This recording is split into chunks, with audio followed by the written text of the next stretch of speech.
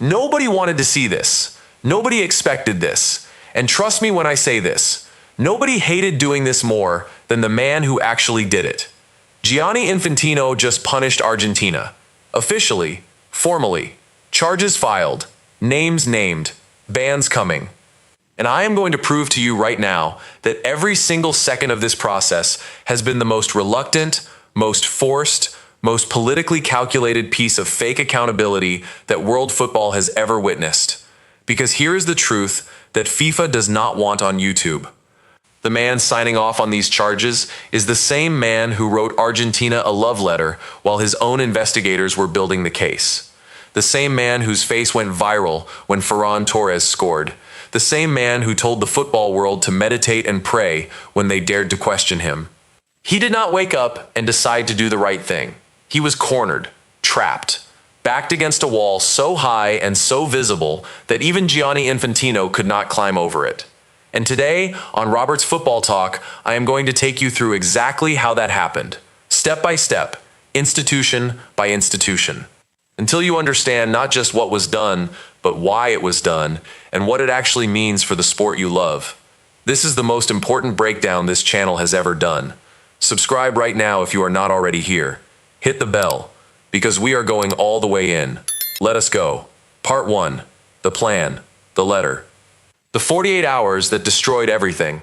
Infantino had a plan. A simple one. Not clever, not sophisticated, but a plan. Write Argentina the friendship letter. Let the disciplinary investigation exist on paper, but move slowly. Hand down the smallest possible punishments 6 months from now when nobody is paying attention. Call the World Cup the greatest in history and move on. Let the shocked face footage fade from memory. That was the plan.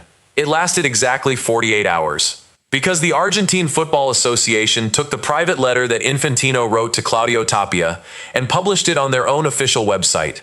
Not leaked it to a journalist. Published it, deliberately, strategically, put it where anyone in the world could find it and read it. And the world found it. And the world read it. Every word. The professionalism praise, while his own committee had opened the investigation the night before. The magnificent performance while Paredes was grabbing Garcia by the throat on BBC cameras. The with all my friendship, while Molina's punch on Rodri was being replayed on every sports channel on earth. Outkick set it straight. Infantino either forgot that several Argentina members were involved in the on-field brawl, or is simply choosing to ignore that fact. Sports Illustrated ran the contradiction in the same sentence. The charges came just days after the FIFA president praised Argentina's professionalism. Fox News, the Daily Mail, BBC, Sport Bible, every major outlet covered it. The friendship letter became the most read document in football governance in years. The plan was dead. And Infantino was standing in the wreckage of it with the entire world watching. Now I want to ask you something before we go further.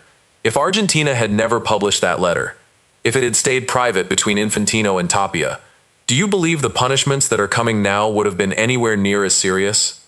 Drop your honest answer in the comments right now, because I think we all know the answer.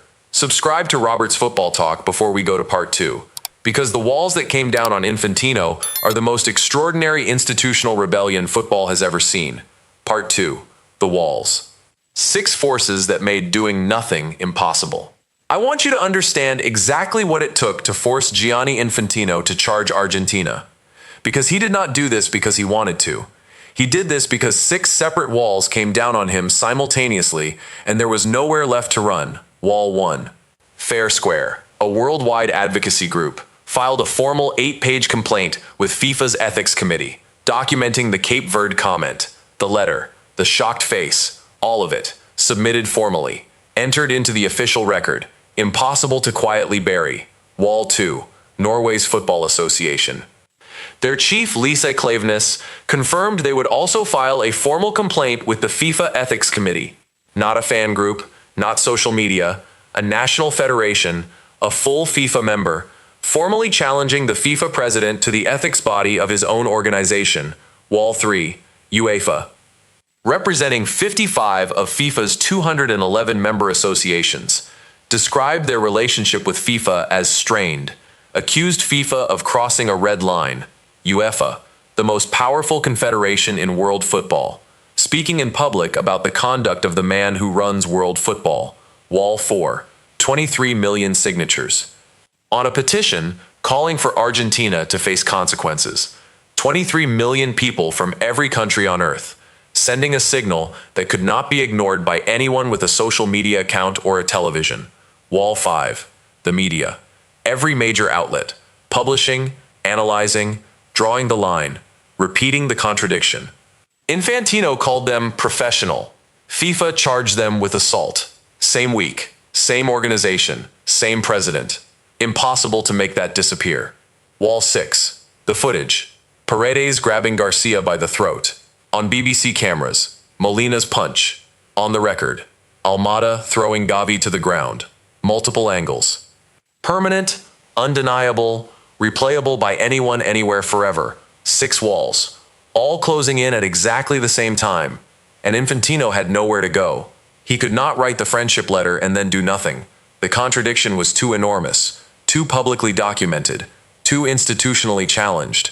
So he acted. Not for justice, for political survival. And those are not the same thing. Subscribe to Robert's Football Talk right now. Share this video immediately. Because part 3 is where we expose exactly how minimum these charges actually are. Part 3, minimum. The word that tells you everything Infantino really wanted. Here is the analytical point that nobody in mainstream media is making clearly enough. Look at the charges FIFA filed. Every single one of them corresponds to a specific piece of footage that had already been watched millions of times before the investigation even opened. Paredes throat grab. On BBC cameras. Charged. Molina punch. On the record. Charged. Almada with Gavi. Multiple angles. Charged. Ayala and Olmo. Broadcast footage. Charged. Every charge filed. Already in the public domain. Already seen by millions. Already described as disgusting by Joe Hart on BBC Live television. FIFA did not investigate anything. They watched the same footage the rest of the world had already watched and filed charges on what they could no longer pretend they had not seen. Here is what they did not charge. The VAR decisions that went one way across multiple Argentina matches. The referee appointments. The pattern of decisions that Egypt complained about formally. The Switzerland red card. The England match controversies. None of it. Not one investigation into anything that required FIFA to actually dig for evidence rather than just acknowledge what was already on camera. Minimum charges on maximum visibility evidence by a man doing the absolute least required to survive the moment. That is not accountability. That is performance of accountability. And there is a very important difference. Now let me ask you something direct. Is what FIFA has done enough? Or does the minimum charge approach, combined with the friendship letter, combined with the 11-day silence, combined with the meditate or pray rant, tell you that this organization cannot hold itself to the same standards it claims to impose on others? Tell me in the comments. I want both sides of this argument. Part 4, the Spain problem. The most important angle nobody is talking about. I need to say something that is sitting in the room and nobody is naming directly. Spain won the World Cup. Spain won the World Cup. They had 20 shots to Argentina's 2. 65% possession. Martinez made 11 saves because Spain were that good and Argentina were that limited. They produced one of the most dominant performances any team has ever delivered in a World Cup final. Ferran Torres came off the bench in the 63rd minute and put the ball in the roof of the net in the 106th to give his country their second world title. And Infantino wrote Spain one short paragraph. One paragraph. Less warm. Less personal, less emotional than the multi-paragraph friendship letter he wrote to the team that lost. The team that is now under formal investigation for assault. The team whose players he called professional the morning after the investigation into them opened. Spain's coach Luis de la Fuente called Argentina's conduct unacceptable. His word, the winning coach, about what his players experienced after they won the World Cup.